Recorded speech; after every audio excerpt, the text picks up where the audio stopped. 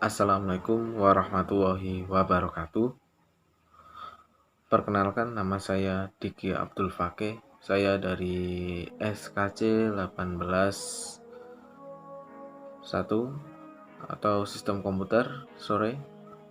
Di sini saya akan menjelaskan mengenai proklamasi dan Sumpah Pemuda. Berikut penjelasan dari saya. Let's go.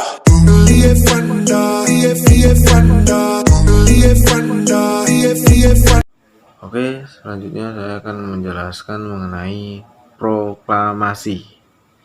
Sebelum kita mengenal proklamasi, kita perlu tahu sebelum terbentuknya proklamasi itu seperti apa dan peristiwa apa saja yang terjadi sebelum pembacaan proklamasi.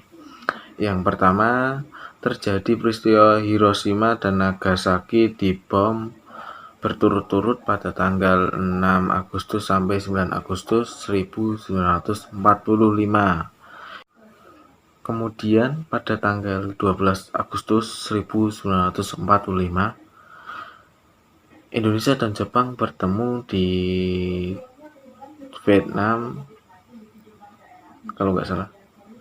Itu Jepang menyatakan atau menyarankan kepada Indonesia untuk menyatakan kemerdekaannya pada tanggal 24 Agustus 1945. Kemudian Jepang menyerah tanpa syarat pada tanggal 14 Agustus 1945. Dan sejak itu golongan muda menculik Soekarno dan Hatta pada tanggal 16 Agustus 1945, dan Soekarno dan Hatta dibawa ke Rangas Dengklok yang akhirnya disebut peristiwa Rangas Dengklok.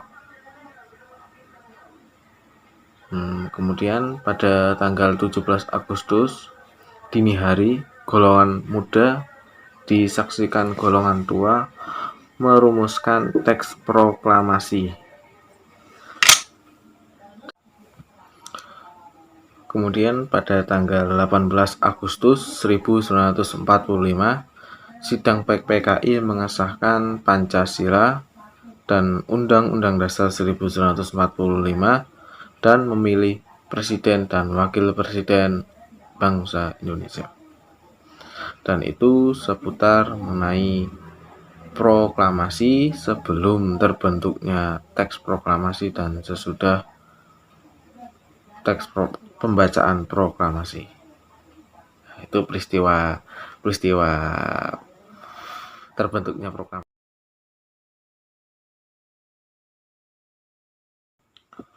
Proklamasi.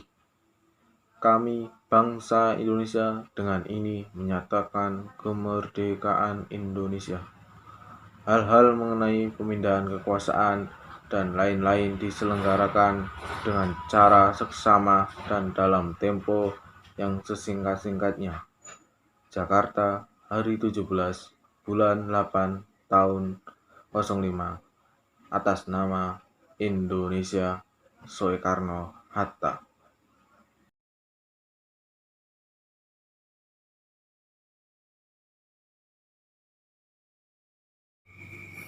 Oke, pada hari ini saya akan menjelaskan secara singkat mengenai Sumpah Pemuda. Sumpah Pemuda adalah keputusan Kongres Pemuda yang dilaksanakan pada tanggal 27 sampai 28 Oktober 1928 di Batavia, Jakarta. Keputusan tersebut menggagas akan adanya cita-cita tanah air Indonesia, bangsa Indonesia, dan bahasa Indonesia. Keputusan ini diharapkan menjadi asas bagi kebangsaan Indonesia dan agar disiarkan di berbagai surat kabar dan dibacakan di setiap muka umum rapat perkumpulan. Istilah Sumpah Pemuda ini tidak diberikan pada keputusan Kongres tersebut, melainkan setelahnya. Dan berikut adalah kutipan isi dari Sumpah Pemuda.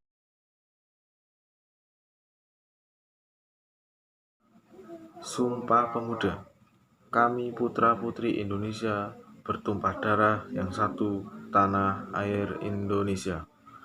Kami putra-putri Indonesia mengaku berbangsa satu, bangsa Indonesia. Kami putra dan putri Indonesia menjunjung bahasa persatuan, bahasa Indonesia. Let's go.